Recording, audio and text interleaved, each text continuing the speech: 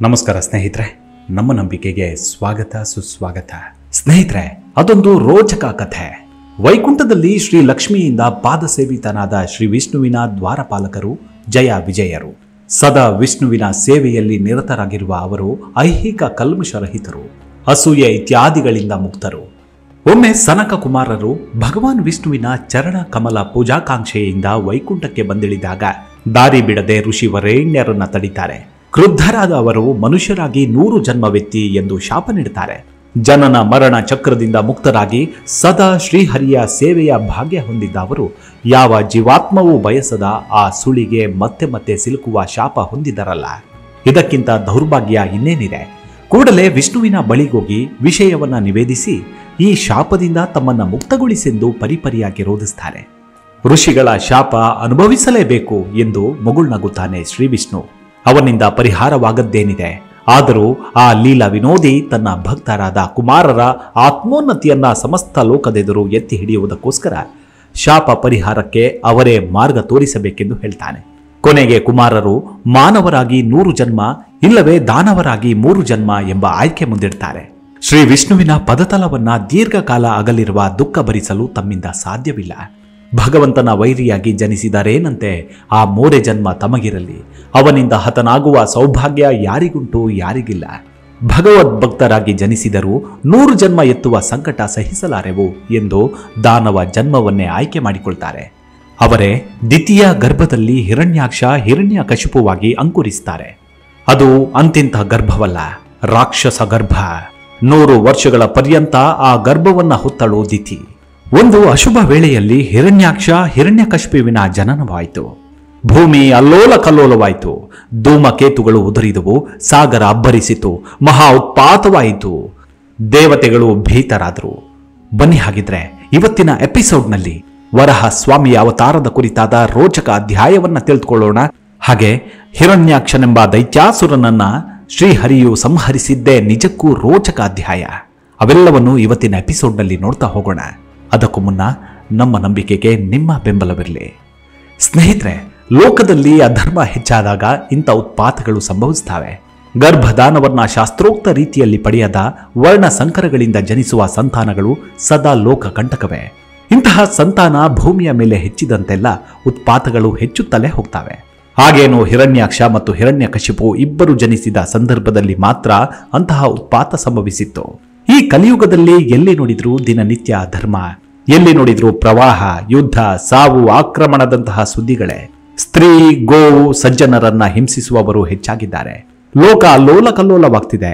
ಆದ್ರೆ ಕಲಿಯುಗದಲ್ಲಿ ಹರಿನಾಮವ ನೆನೆದರೆ ಎಂಬಂತೆ ಭಗವಂತ ಸದಾ ಸಜ್ಜನರ ರಕ್ಷಣೆಗೆ ಧಾವಿಸಿ ಬರ್ತಾನೆ. ದುರ್ಜನರನ್ನ ನಿಗ್ರಹಿಸಿ ಭೂಭಾರ ಇಳಿಸ್ತಾನೆ. ಲೋಕದಲ್ಲಿ ಸುಖ ಶಾಂತಿ ಮತ್ತೆ ನೆಲೆಸುತ್ತೆ ಎಂಬುದಕ್ಕೆ ಹಿರಣ್ಯಾಕ್ಷ ಮತ್ತೆ ಹಿರಣ್ಯಕಶಿಪು ಉದಾಹರಣೆಯಾಗಿ ನಿಲ್ತಾರೆ. ಹಿರಣ್ಯಾಕ್ಷ ಹಿರಣ್ಯಕಶಿಪುಗಳು ಜನಿಸಿದ ಕೂಡಲೇ ಎತ್ತರೆತ್ತರಕ್ಕೆ ಬೆಳೆಯತೊಡಗಿದ್ರು. ಉಕ್ಕಿನಂತಹ ಮೈಕಟ್ಟು, ಆಕಾಶದೆತ್ತರದ ಶರೀರ, ಸೂರ್ಯನಿಗೆ ಸವಾಲು ಹಾಕುವಂತೆ ಹೊಳೆ ಹೊಳೆವ ಕಿರೀಟ, ವಜ್ರಾಭರಣ, ಕರ್ಣಕುಂಡಲಗಳು, ಕಣ್ಣು ಕೊರೈಸುವ ರೌದ್ರ ಕಾಂತಿಯನ್ನ ನೋಡಿ ಬ್ರಹ್ಮಾಂಡವೇ ತಲ್ಲಣಿಸಿತು. ಒಂದೊಂದು ಹೆಜ್ಜೆ ಇಟ್ಟಾಗಲೂ ಭೂಮಿ ಅದುರಿ ಪಾತಾಳ ನಡುಗಿತು. ಇದರಿಂದ ಕೊಬ್ಬಿದ ಆತ ಅಹಂಕಾರದ ಪರ್ವತವೇ ಆಗಿ ಹೋಗಿದ್ದ. ಹಿರಣ್ಯಾಕ್ಷನು ಹಿರಣ್ಯಕಶಿಪುವಿಗಿಂತ ಮೊದಲು ಜನಿಸಿದವ. ಆದ್ರೆ ಆಮೇಲೆ ಜನಿಸಿದ ಹಿರಣ್ಯಕಶಿಪುವೇ ಅಣ್ಣನೆಂದು ಪರಿಗಣಿಸಲ್ಪಡ್ತಾನೆ. ಪಿಂಡ ಸಿದ್ಧಿ ಎಂಬ ವೈದಿಕ ಪ್ರಮಾಣದಂತೆ ಗರ್ಭ ಧರಿಸುವ ಸಂದರ್ಭದಲ್ಲಿ ಮೊದಲು ಸೃಷ್ಟಿಗೊಂಡ ಭ್ರೂಣ ಹಿಂಭಾಗದಲ್ಲಿ ಇರುತ್ತೆ. ಆಮೇಲೆ ಉತ್ಪನ್ನವಾದ ಭ್ರೂಣ ಮುಂಭಾಗದಲ್ಲಿರುತ್ತೆ. ಆದ್ದರಿಂದ ಅವಳಿ ಜವಳಿಗಳಲ್ಲಿ ಮೊದಲು ಹುಟ್ಟಿದ ಶಿಶು ಕಿರಿಯನೆನ್ನಿಸ್ತಾನೆ.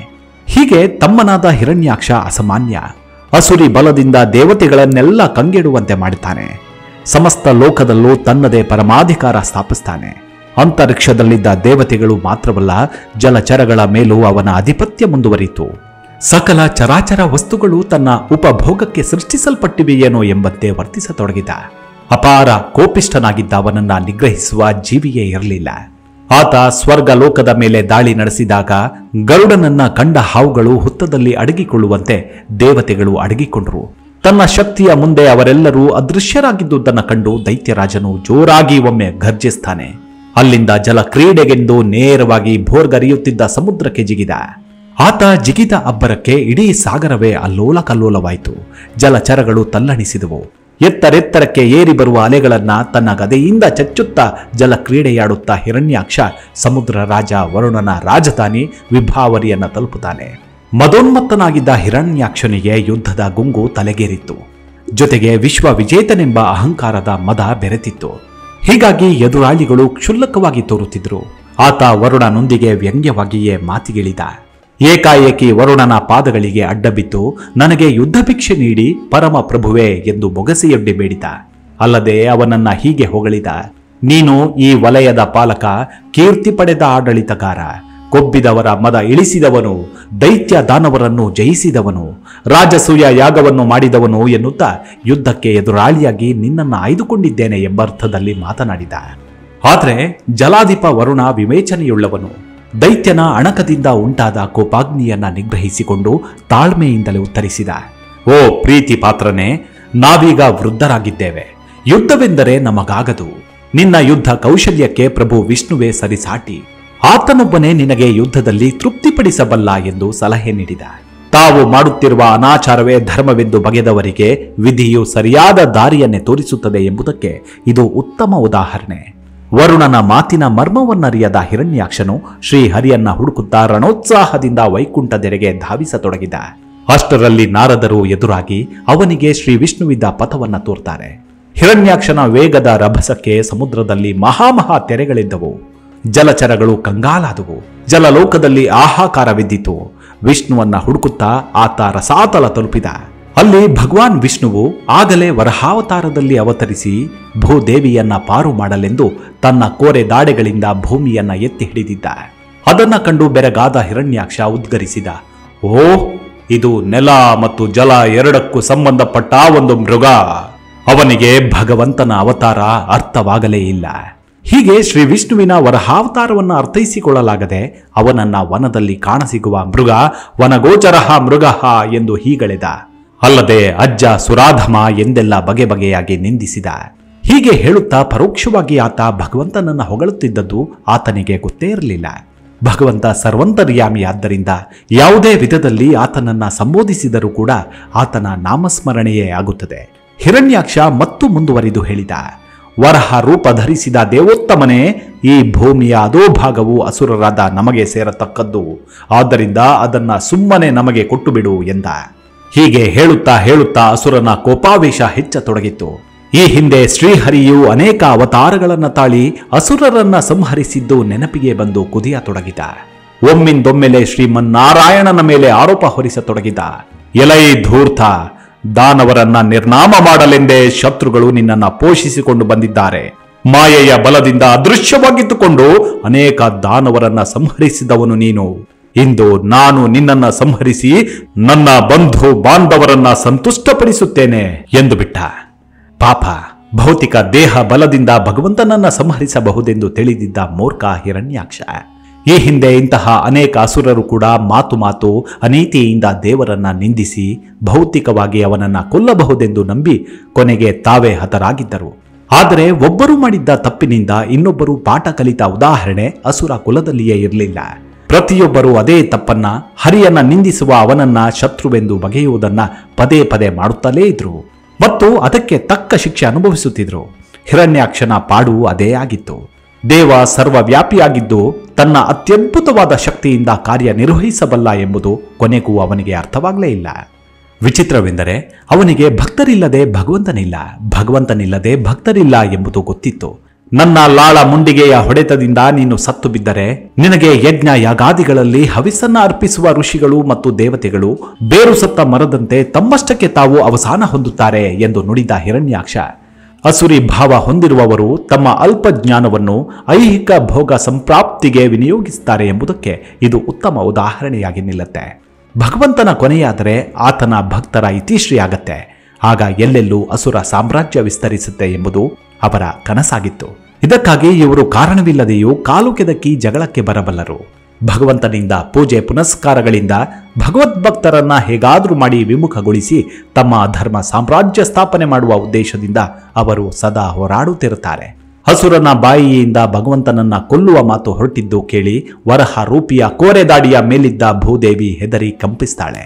ಇದನ್ನ ಗಮನಿಸಿದ ವರಾಹನಿಗೆ ಅಸುರನ ಮೇಲೆ ಕೋಪ ಉಕ್ಕಿ ಬಂದರೂ ಕೂಡ ಭೂಮಿಯನ್ನ ಪಾರು ಮಾಡುವ ಏಕೈಕ ಉದ್ದೇಶದಿಂದ ಹಿರಣ್ಯಾಕ್ಷನನ್ನ ನಿರ್ಲಕ್ಷಿಸಿ ರಸಾತಲದಿಂದ ರೊಯ್ಯನೆ ಹೊರಟು ನೀರಿನಿಂದ ಮೇಲೆದ್ದು ಭೂಮಿಯನ್ನ ಸ್ವಸ್ಥಾನದಲ್ಲಿ ಇರಿಸಿದ. ಮತ್ತೆ ಆಕೆ ನೀರಿನಲ್ಲಿ ಮುಳುಗದಂತೆ ತನ್ನ ಸ್ವಂತ ಶಕ್ತಿಯನ್ನ ಧಾರೆ ಎರೆದು ಅವಳಲ್ಲಿ ಚೈತನ್ಯ ತುಂಬಿದ. ಇದನ್ನ ಕಂಡು ಹರ್ಷೋದ್ಗಾರಗೈದ ಬ್ರಹ್ಮಾದಿ ದೇವತೆಗಳು ವರಾಹರೂಪಿ ಭಗವಂತನ ಮೇಲೆ ಹೂವಿನ ಮಳೆಗರೆದರು. ಭಗವಂತನು ಭೂಮಿಯನ್ನೆತ್ತಿಕೊಂಡು ನೀರಿನಾಳದಿಂದ ಮೇಲೆದ್ದುದನ್ನು ಕಂಡ ಹಿರಣ್ಯಾಕ್ಷ ಇವನು ತನ್ನ ಶಕ್ತಿ ಸಾಮರ್ಥ್ಯಗಳನ್ನು ಕಂಡು ಹೆದರಿ ಓಡಿ ಹೋಗುತ್ತಿದ್ದಾನೆ ಎಂದು ತಪ್ಪಾಗಿ ತಿಳಿದುಕೊಂಡ. ಅಷ್ಟೇ ಅಲ್ಲ, ಅವನನ್ನ ನಾನಾ ವಿಧದಿಂದ ನಿಂದಿಸತೊಡಗಿದ. ಸವಾಲು ಎದುರಿಸುವ ತಾಕತ್ತಿಲ್ಲದೆ ಶತ್ರುವಿನ ಮುಂದೆ ಓಡಿ ಹೋಗುವುದಕ್ಕೆ ನಾಚಿಕೆಯಾಗುವುದಿಲ್ಲವೇ ನಿನಗೆ? ನಾಚಿಕೆಗೆಟ್ಟವರಿಗೆ ಅವಮಾನ ಎಂಬುದಾದರೂ ಎಲ್ಲಿದೆ ಎಂದು ಬಿಟ್ಟ. ಆದರೆ ಈ ಮಾತುಗಳಿಂದ ಭಗವಂತ ವಿಚಲಿತನಾಗಲಿಲ್ಲ. ಭಕ್ತರನ್ನು ರಕ್ಷಿಸುವ ಏಕೈಕ ಗುರಿ ಹೊಂದಿದ ಆತ ಯಾವುದೇ ನಿಂದಾಸ್ತುತಿಗಳಿಗೂ ಕಿವಿಗೊಡುವುದಿಲ್ಲ. ಆದರೆ ಭೂಮಿಯನ್ನ ರಕ್ಷಿಸುವ ಕಾರ್ಯ ಸಂಪನ್ನನಾದ ಕೂಡಲೇ ಭಗವಂತ ಮುಂದಿನ ಕರ್ತವ್ಯ ನೆರವೇರಿಸಲು ಅಣಿಯಾದ. ಅದೇ ಹಿರಣ್ಯಾಕ್ಷನ ಸಂಹಾರ. ಹಿರಣ್ಯಾಕ್ಷನು ಸುಂದರವಾದ ಕಿರೀಟ, ಕವಚ, ರಾಶಿ ರಾಶಿ ಚಿನ್ನಾಭರಣಗಳನ್ನು ಹೇರಿಕೊಂಡು ಒಂದು ದೊಡ್ಡ ಗದೆಯನ್ನು ಹಿಡಿದುಕೊಂಡು ಭಗವಂತನ ಮೇಲೇರಿ ಬರತೊಡಗಿದ. ಅಪಾರ ಸಂಪತ್ತು ಮತ್ತು ದೇಹ ಬಲವು ಭಗವಂತ ಸೇರಿದಂತೆ ಯಾವುದೇ ಶತ್ರುವಿನಿಂದಲೂ ತಮ್ಮನ್ನ ಪಾರು ಮಾಡಬಲ್ಲವೆಂದು ಎಲ್ಲ ಅಸುರರಂತೆ ಹಿರಣ್ಯಾಕ್ಷನು ನಂಬಿದ್ದ. ಜನನ ಮರಣಗಳ ನಿಯಮಕ್ಕೆ ತಾನು ಒಳಪಟ್ಟಿದ್ದೇನೆ ಎಂಬುದನ್ನು ಆತ ಮರೆತಿದ್ದ. ಭಗವಂತ ತನ್ನ ಪ್ರತ್ಯುತ್ತರಗಳಿಂದ ಹಿರಣ್ಯಾಕ್ಷನಿಗೆ ಇದನ್ನ ನೆನಪು ಮಾಡಿಕೊಟ್ಟ. ಇಷ್ಟೇ ಅಲ್ಲ, ಅವನನ್ನ ತನ್ನ ಪರೋಕ್ಷ ಮಾತುಗಳಿಂದ ಘಾಸಿಗೊಳಿಸುವ ಸರದಿ ಈಗ ವರಾಹರೂಪಿ ವಿಷ್ಣುವಿದಾಗಿತ್ತು. ಆತ ದಾನವನನ್ನ ಎಡೆಬಿಡದೆ ತನ್ನ ಮಾತಿನ ಬಾಣಗಳಿಂದ ಹೀಗೆ ಕಾಡಿದ: ನೀನಾದರೋ ಎಷ್ಟೊಂದು ಪ್ರಬಲ, ನಿನ್ನಂಥವನೊಂದಿಗೆ ದ್ವೇಷ ಕಟ್ಟಿಕೊಂಡ ಮೇಲೆ ನಮಗೆ ಈ ಬ್ರಹ್ಮಾಂಡದಲ್ಲಿ ಹೋಗಲು ಜಾಗವಾದರೂ ಎಲ್ಲಿದೆ? ಹೀಗಾಗಿ ನಾವು ನಾಚಿಕೆ ಇಟ್ಟುಕೊಂಡು ಮಾಡುವುದಾದರೂ ಏನು? ನೀನು ನಿನ್ನ ಪ್ರಬಲ ಗದೆಯಿಂದ ನನ್ನನ್ನು ಘಾಸಿಗೊಳಿಸಿದರೂ ಕೂಡ ಈ ನಿನ್ನ ಸಾಮ್ರಾಜ್ಯದಲ್ಲಿ ನಾನು ಸ್ವಲ್ಪ ಕಾಲವಾದರೂ ಇರುತ್ತೇನೆ. ಅಷ್ಟೇ ಯಾಕೆ, ನೀನೊಬ್ಬ ಅತುಲ ಪರಾಕ್ರಮಿ ಎಂದು, ಅನೇಕ ಪದಾತಿಗಳ ಸೇನಾಪತಿ ಎಂದು ಕೇಳಿದ್ದೇನೆ. ನನ್ನಂಥವನನ್ನ ಹೊರಹಾಕುವುದು ನಿನಗೆ ಅದಾವ ಶ್ರಮ. ಇದಕ್ಕಾಗಿ ನೀನು ಅನೇಕ ಕ್ರಮಗಳನ್ನು ಕೈಗೊಳ್ಳಬಹುದು. ಹೀಗಾಗಿ ನಿನ್ನ ಮೂರ್ಖತನದ ಮಾತುಗಳನ್ನು ಬಿಟ್ಟು ಮೊದಲು ಆ ಕೆಲಸವನ್ನು ಮಾಡು. ನನ್ನನ್ನು ಕೊಂದು ನಿನ್ನ ಮಿತ್ರರಿಗೆ ಸಂತಸ ಉಂಟು ಮಾಡು. ಯಾಕಂದ್ರೆ ನೀನು ಹಾಗೆ ಆಣೆ ಮಾಡಿದ್ದೀಯಾ. ಕೊಟ್ಟ ಮಾತು ಉಳಿಸಿಕೊಳ್ಳದೆ ಹೋದರೆ ಕವಡೆ ಕಾಸಿನ ಕಿಮ್ಮತ್ತು ಇರುವುದಿಲ್ಲ ಎಂಬುದು ನೆನಪಿರಲಿ ಎಂದ ವರಾಹರೂಪಿ ಶ್ರೀ ವಿಷ್ಣು. ಭಗವಂತನ ಈ ಪರಿಯ ಮಾತುಗಳಿಂದ ದಾನವ ಹಿರಣ್ಯಾಕ್ಷನ ರಕ್ತ ಕುದಿಯತೊಡಗಿತು. ಕ್ರೋಧದಿಂದ ನಾಗರ ಹಾವಿನಂತೆ ಆತ ಬುಸುಗುಟ್ಟತೊಡಗಿದ. ಅವನ ಪಂಚೇಂದ್ರಿಯಗಳು ಕಂಪಿಸತೊಡಗಿದವು. ಗದೆಯನ್ನೆತ್ತಿ ಒಮ್ಮೆ ಹೂಂಕಾರ ಮಾಡಿ ವೇಗವಾಗಿ ಭಗವಂತನ ಮೇಲರಿಗಿ ಒಂದು ಬಲವಾದ ಹೊಡೆತ ಕೊಡುವ ಯತ್ನ ಮಾಡಿದ. ಆದರೆ ಶತ್ರುವು ಬೀಸಿದ ಗದೆ ಏಟಿನಿಂದ ತಪ್ಪಿಸಿಕೊಳ್ಳುವುದಕ್ಕೆ ಭಗವಂತನಿಗೆ ಅದಾವ ಶ್ರಮವೂ ಆಗಲಿಲ್ಲ. ಅವನ್ನು ತಪ್ಪಿಸಿಕೊಳ್ಳುವ ಸಿದ್ಧ ಯೋಗಿಯಂತೆ ಕೊಂಚವಾಲಿ ಗದೆ ಏಟು ಗುರಿ ತಪ್ಪುವಂತೆ ಮಾಡಿ ಅಸುರನ ಕ್ರೋಧಾಗ್ನಿಗೆ ಮತ್ತಷ್ಟು ತುಪ್ಪ ಸುರಿದ. ಇದರಿಂದ ಮತ್ತಷ್ಟು ಉಗ್ರನಾದ ದಾನವ ರೋಷದಿಂದ ಅವಡು ಕಚ್ಚಿ ಗದೆಯನ್ನ ಯದ್ವಾ ತದ್ವಾ ಬೀಸಲಾರಂಭಿಸಿದ. ಶ್ರೀ ವಿಷ್ಣು ಇದೀಗ ಉಗ್ರ ರೂಪ ತಾಳತೊಡಗಿದ. ವರಾಹ ರೂಪಿಯಾದ ಆತನು ತನ್ನ ಕೈಯಲ್ಲಿರುವ ಗದೆಯಿಂದ ಹಿರಣ್ಯಾಕ್ಷನ ಹುಬ್ಬುಗಳ ಮೇಲೆ ಪ್ರಹಾರಗೈದ. ಯುದ್ಧ ನಿಪುಣ ಹಿರಣ್ಯಾಕ್ಷ ಪ್ರಹಾರದಿಂದ ತಪ್ಪಿಸಿಕೊಂಡು ಅಟ್ಟಹಾಸ ಮಾಡಿದ. ಇಬ್ಬರು ಕ್ರೋಧ ತಪ್ತರಾಗಿದ್ದರು. ತಮ್ಮ ಅಗಾಧವಾದ ಗಧ ಪರಿಗಗಳಿಂದ ಇಬ್ಬರು ಹೊಡೆದಾಡಿದರು. ಗದೆಯ ಚೂಪಾದ ತುದಿಗಳು ಚುಚ್ಚಿ ಇಬ್ಬರ ಶರೀರದ ಮೇಲೂ ಗಾಯಗಳಾಗಿ ರಕ್ತ ಸುರಿಯತೊಡಗಿತು. ಆ ರಕ್ತದ ವಾಸನೆ ಇಬ್ಬರಲ್ಲೂ ಶತ್ರು ಸಂಹಾರವಾದ ದಾಹವನ್ನ ಇನ್ನಷ್ಟು ತೀವ್ರಗೊಳಿಸಿತು. ಎರಡು ಕಾಡಾನೆಗಳು ಕಾದಾಡಿದಂತೆ ಈ ಇಬ್ಬರು ಶತ್ರುಗಳ ಕಾದಾಟದಿಂದ ಲೋಕವೇ ಅಲ್ಲೋಲ ಕಲ್ಲೋಲವಾಯಿತು. ಬ್ರಹ್ಮದೇವನು ಸ್ವತಃ ಈ ದೇವೋತ್ತಮ ದಾನವರ ನಡುವಿನ ಯುದ್ಧ ನೋಡಲು ಅಲ್ಲಿಗೆ ಆಗಮಿಸಿದ. ಆತನ ಜೊತೆಗೆ ದೇವಾನು ದೇವತೆಗಳು ನೆರೆದರು. ಆ ಹೊತ್ತಿಗೆ ಬ್ರಹ್ಮದೇವನಿಗೆ ದಾನವ ಹಿರಣ್ಯಾಕ್ಷನ ಅಗಣಿತ ಶಕ್ತಿಯ ಪ್ರಖರತೆ ಗೋಚರವಾಯಿತು. ಈ ಹಿಂದೆ ದೀರ್ಘ ತಪಸ್ಸುಗಳನ್ನ ಮಾಡಿ ಸಂಪಾದಿಸಿದ್ದ ಅತೀತ ಶಕ್ತಿ ಅವನನ್ನ ಕಾಪಾಡುತ್ತಿರುವುದು ವೇದ್ಯವಾಯಿತು. ಮೊತ್ತ ಮೊದಲ ಬಾರಿಗೆ ಬ್ರಹ್ಮನು ವರಹಾರೂಪಿ ಶ್ರೀಮನ್ನಾರಾಯಣನನ್ನ ಕುರಿತು ಹೀಗೆಂದ: ಹೇ ದೇವರ ದೇವ, ಇನ್ನು ತಡ ಮಾಡಬೇಡ. ಸಂಜೆ ಸಮೀಪಿಸುತ್ತಿದೆ. ವಿಜಯಕ್ಕೆ ಯೋಗ್ಯವಾದ ಮಧ್ಯಾಹ್ನದ ಅಭಿಜಿತ್ ಕಾಲ ಮುಗಿಯುತ್ತಿದೆ. ಕತ್ತಲು ಕವಿಯುತ್ತಿದ್ದಂತೆ ಅಸುರರ ಪಾಶವಿ ಶಕ್ತಿಗೆ ಹೆಚ್ಚು ಬಲ ಬರುತ್ತೆ. ಈ ಹಿಂದೆ ಗೋವು, ಬ್ರಾಹ್ಮಣ, ಸ್ತ್ರೀ, ಸತ್ಪುರುಷರಿಗೆ ಆತ ನೀಡಿದ ಹಿಂಸೆ ಅಷ್ಟಿಷ್ಟಲ್ಲ. ಇನ್ನು ಅವನ ಕಾಟ ತಡೆಯಲಾಗದು. ಆಟವಾಡದೆ ಹಿರಣ್ಯಾಕ್ಷನನ್ನ ಸಂಹರಿಸು ಪರಮ ಪ್ರಭುವೇ ಎಂದು ವಿನಂತಿಸಿಕೊಳ್ತಾನೆ ಬ್ರಹ್ಮ. ಬ್ರಹ್ಮನ ಈ ಮಾತಿನಲ್ಲಿ ಹೆಚ್ಚು ಅರ್ಥವಿತ್ತು. ಹಿಂದೆಯೂ ಇಂತಹ ವಿವೇಚನೆ ಇಲ್ಲದೆ ವರ ನೀಡಿ ದೇವತೆಗಳು ಶ್ರೀ ವಿಷ್ಣುವಿನ ಮೊರೆ ಹೋಗಿ ಜೀವ ಉಳಿಸಿಕೊಂಡ ಅನೇಕ ಉದಾಹರಣೆಗಳಿವೆ. ಅಲ್ಲದೆ ಬ್ರಹ್ಮ ಹಾಗೆ ವಿನಂತಿಸಲು ಕಾರಣವೂ ಇತ್ತು. ವರಾಹರೂಪಿ ವಿಷ್ಣುವು ಮೇಲ್ನೋಟಕ್ಕೆ ಕ್ರೋಧಪೂರಿತನಾಗಿ ಹೋರಾಡುತ್ತಿದ್ದಂತೆ ಕಂಡುಬಂದರೂ ಆಂತರಂಗಿಕವಾಗಿ ಪಿತೃವಾತ್ಸಲ್ಯದ ಸುಕೋಮಲ ಭಾವನೆ ಅವನಲ್ಲಿತ್ತು. ತಂದೆ ತನ್ನ ಪುಟ್ಟ ಮಗುವಿನೊಂದಿಗೆ ಸುಳ್ಳೆ ಹೊಡೆದಾಟ ಮಾಡಿ ತಾನು ಸುಮ್ಮನೆ ಹೊಡೆತ ತಿಂದಂತೆ ನಟಿಸಿ ಅದರಲ್ಲೇ ಆತ್ಮಾನಂದ ಪಡೆಯುವ ಚರ್ಯೆ ಆ ದೇವನದಾಗಿತ್ತು. ಇದನ್ನ ಅರ್ಥ ಮಾಡಿಕೊಳ್ಳುವ ಸ್ಥಿತಿಯಲ್ಲಿ ಆ ಶಾಪಗ್ರಸ್ತ ಜಯನಿರಲಿಲ್ಲ. ಆತ ಕ್ರೋಧೋನ್ಮತ್ತನಾಗಿ ಗದೆಯನ್ನ ತಿರುಗಿಸುತ್ತಾ ಶ್ರೀ ವಿಷ್ಣುವಿನ ಮೇಲೇರಿ ಬಂದ. ಭಗವಂತ ಆ ಗದಾ ಪ್ರಹಾರವನ್ನ ಮಧ್ಯದಲ್ಲೇ ಕಾಲಿನಿಂದ ತಡೆದು ಒದ್ದು ಹಾರಿಸಿದ. ಅದು ಬಂದಷ್ಟೇ ವೇಗದಲ್ಲಿ ಹಿಂತಿರುಗಿತು. ಮತ್ತೊಮ್ಮೆ ರೋಷಾವೇಶದಿಂದ ಬಂದ ದಾನವನ್ನು ತ್ರಿಶೂಲ ಸೃಷ್ಟಿಸಿ ಪ್ರಯೋಗಿಸಿದ. ಭಗವಂತ ಸುದರ್ಶನ ಚಕ್ರವನ್ನು ಆಹ್ವಾನಿಸಿ ಬಿಟ್ಟಾಗ ತ್ರಿಶೂಲ ಚೂರು ಚೂರಾಯಿತು. ಕೊತನೆ ಕುದಿದ ಹಿರಣ್ಯಾಕ್ಷ ವೇಗವಾಗಿ ಓಡಿ ಬಂದು ಪ್ರಹಾರ ಮಾಡ್ದ. ಅಕಸ್ಮಾತ್ ಭಗವಂತನ ಕೈಯಿಂದ ಗದೆಯು ಜಾರಿ ಹೋಗಿ ತೇಜೋಮಯವಾಗಿ ಉರುಳತೊಡಗಿತು. ಇದನ್ನ ಕಂಡು ದೇವತೆಗಳು ಭೀತರಾದರು. ಇನ್ನು ಪ್ರಪಂಚದ ಕತೆ ಮುಗಿಯಿತೆಂದೇ ಭಾವಿಸಿದ್ರು. ಹಿರಣ್ಯಾಕ್ಷನು ಯುದ್ಧ ಧರ್ಮವನ್ನ ತಪ್ಪದೆ ಪಾಲಿಸುವವನಂತೆ ಮಲ್ಲ ಯುದ್ಧಕ್ಕೆ ಆಹ್ವಾನಿಸಿದ. ಭಗವಂತ ಇದರಿಂದ ಕೆರಳಿದಂತೆ ಕಂಡ. ಅತ್ತ ಈ ಮಹಾಯುದ್ಧದಿಂದ 3 ಲೋಕವು ತತ್ತರಿಸತೊಡಗಿತು. ಆಕಾಶದಿಂದ ಅಶುಭದ ಮಳೆ ಸುರಿಯತೊಡಗಿತು. ಸಂಜೆಯಾಗುತ್ತಿದ್ದುದರಿಂದ ದಾನವರು ಆಕಾಶದಲ್ಲಿ ಗೋಚರಿಸಿ ಹಿರಣ್ಯಾಕ್ಷನನ್ನ ಹುರಿದುಂಬಿಸತೊಡಗಿದ್ರು. ನಗ್ನ ರಕ್ಕಸಿಯರು ಕೂದಲನ್ನ ಹರಡಿಕೊಂಡು ಕಿರುಚತೊಡಗಿದ್ರು. ಜಗತ್ ಪ್ರಳಯವಾಗುವುದೆಂದು ಸಮಸ್ತರು ಭಯಭೀತರಾದರು. ಹಿರಣ್ಯಾಕ್ಷ ಮಾಯಾಯುದ್ಧ ಆರಂಭಿಸಿದ. ಆದರೆ ಭಗವಂತನ ಮುಂದೆ ಅವನ ಆಟ ನಡೆಯಲಿಲ್ಲ. ಆತ ಭಗವಂತನನ್ನ ಅಪ್ಪಿಕೊಂಡು ಸಿರುಗೊಟ್ಟಿಸಿ ಸಾಯಿಸಬೇಕೆಂದು ಬಂದ. ಆದರೆ ಆತನ ಅಪ್ಪುಗೆಗೆ ಭಗವಂತ ಸಿಗಲೇ ಇಲ್ಲ. ಆ ಮಾಯಾವಿ ರಕ್ಕಸ ಬೆಕ್ಕಸ ಬೆರಗಾದ. ಆದರೂ ಎದೆಗುಂದದೆ ವಿವಿಧ ರೀತಿಯಲ್ಲಿ ಆಕ್ರಮಣ ಮಾಡತೊಡಗಿದ. ಇನ್ನು ತಡ ಮಾಡಿದರೆ ಪ್ರಯೋಜನವಿಲ್ಲವೆಂದು ನಿಶ್ಚಯಿಸಿದ ಭಗವಂತ ಸರಿಯಾದ ಸಮಯ ನೋಡಿ ಆಯಕಟ್ಟಿನ ಸ್ಥಳವಾದ ಹಿರಣ್ಯಾಕ್ಷನ ಕಿವಿಯ ಹಿಂಭಾಗದಲ್ಲಿ ಬಲವಾಗಿ ಹೊಡೆದ. ಒಂದೇ ಒಂದು ಹೊಡೆತಕ್ಕೆ ಆತನ ತಲೆ ಗಿರಕ್ಕೆಂದು ಹೊಟ್ಟೆಯಲ್ಲಿ ಅಂಕುಶ ತಿವಿದಂತಾಗಿ ಬಾಯಿಂದ ರಕ್ತ ಚಿಮ್ಮಿ ಕಣ್ಣು ಕತ್ತಲು ಕವಿದು ದೊಪ್ಪು ಎಂದು ಉರುಳಿ ಬಿದ್ದ. ಆತನ ಪ್ರಾಣ ಪಕ್ಷಿ ಹಾರಿಹೋಯಿತು. ದೇವಾನುದೇವತೆಗಳು ಹರ್ಷೋದ್ಗಾರಗೈದು ಹೂಮಳೆಗರೆದರು.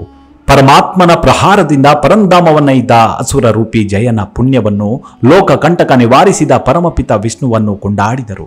ಹಿರಣ್ಯಾಕ್ಷ ದೈತ್ಯನು ಹತನಾಗಿ ಬಿದ್ದಿದ್ದರೂ ಕೂಡ ಅವನ ಮುಖದ ಮೇಲಿನ ಕಾಂತಿ ಕುಂದದೆ ಹಾಗೆಯೇ ಉಳಿದಿತ್ತು.